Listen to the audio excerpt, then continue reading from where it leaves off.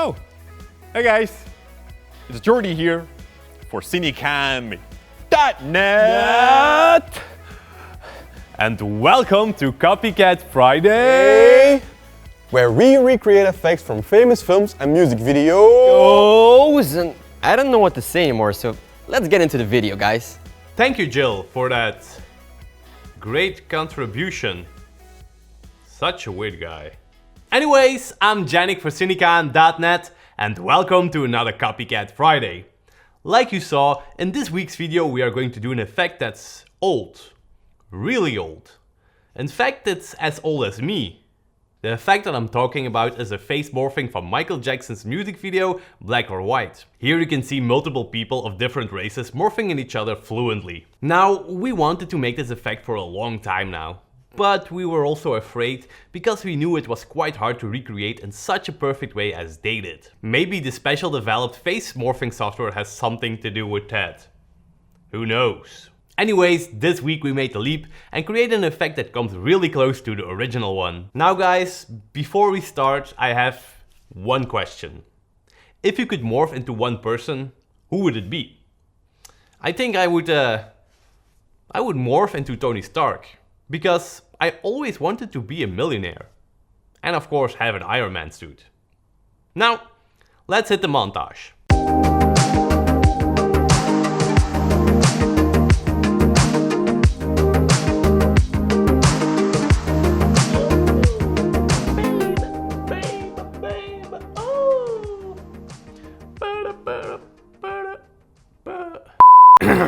Sorry guys, I forgot that this effect has almost no preparations. The only thing you need is a tripod that's always on the same spot. Then place each talent on the same eye height and don't change the tripod height, but let your talents bend down or stand on something. You can use a whiteboard marker to draw some guides to help yourself. Of course, the background is also quite important. Use a clean background. This is really a must. Otherwise the effect won't work.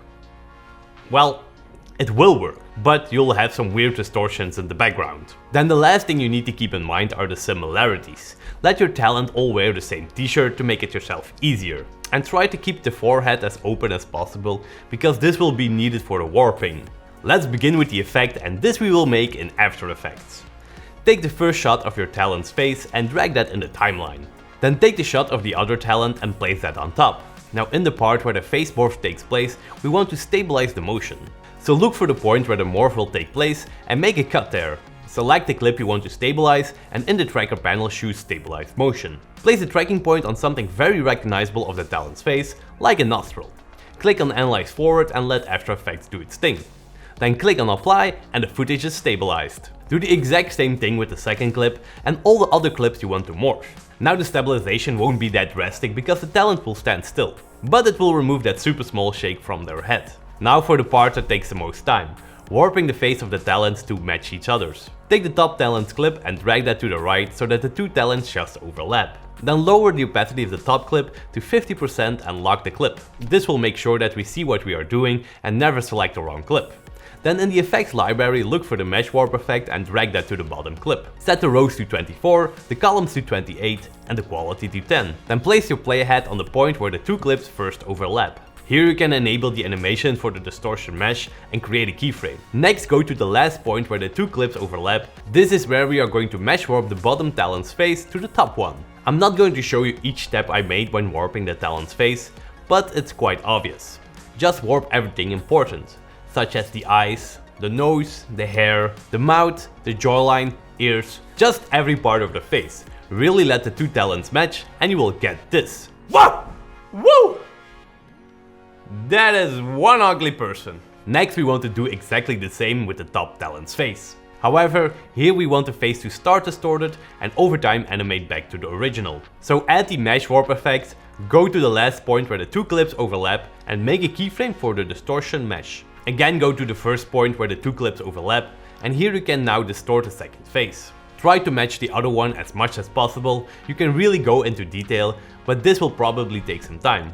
However, it's worth it. Next will be pre-comping each layer into a new composition. Take the first clip, right click on it and select Precomp. choose the Move All Attributes to a new composition option and press OK. Then do exactly the same with the second layer. We are using the Precomp method because mesh warps can't really handle masks and will go crazy. Now that is crazy. And you know what else is crazy besides my crazy set and me?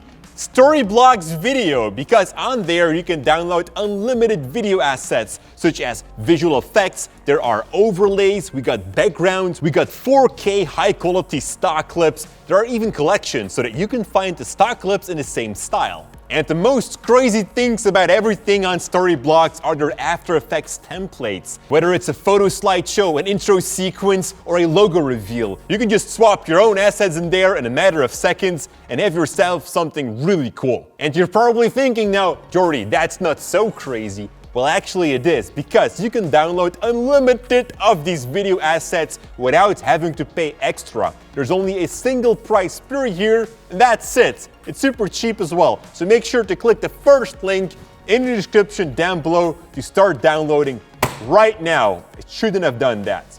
Back to you, Janik. Now that the warping part of the face is done, it's time for the next step, which will be revealing the face. Select the top clip and duplicate it multiple times. We are going to use these duplicates to mask out different parts of the face, so you can use as much duplicates as you want. Of course, we want to give each clip a proper name, so that our workflow stays clean. You can use names as mouth, left eye, right eye, and so on. Just make it clear. Let's start with the beard and make that come in. Take the pen tool and draw a mask around the beard and feather that mask. Now if you want, you can always animate the mask pad so that the mask opens up over time. And to really make it appear, you can also animate the opacity. Let this animate from 0 to 100 over time. And do this in the exact same time span as the mask animation. Let's say they can both be around 7 or 8 frames. Now for the other elements, such as the hair or the eyes, you can do exactly the same. Again, use a mask and opacity to let them come in. However, the trick is to let them come in on the right time and speed. Now sadly, there isn't a golden rule for this. Just trial and error. We just played around with all the face elements, trying to figure out which looks best when coming in first, and so on. And in the end of the morph transition, you of course need the entire clip of the second talent to come in. This will complete the morphing effect and leave you with only the second talent.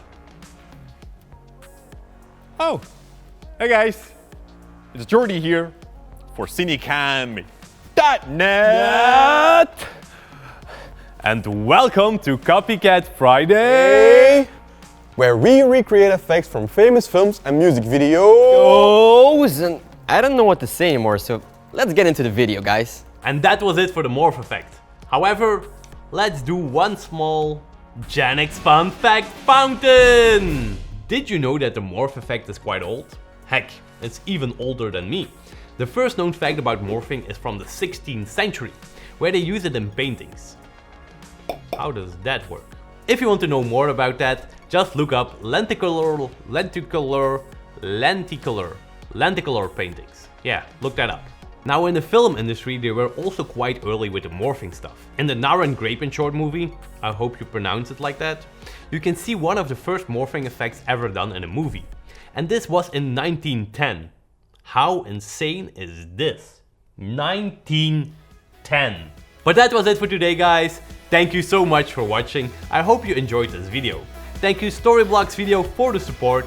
And like always, stay creative.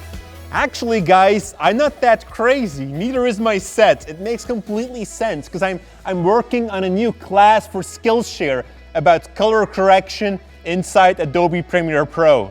I know, it makes no sense. I thought to be a great painter and be a colorist that way. Can I stick my toe in here? That would be nice.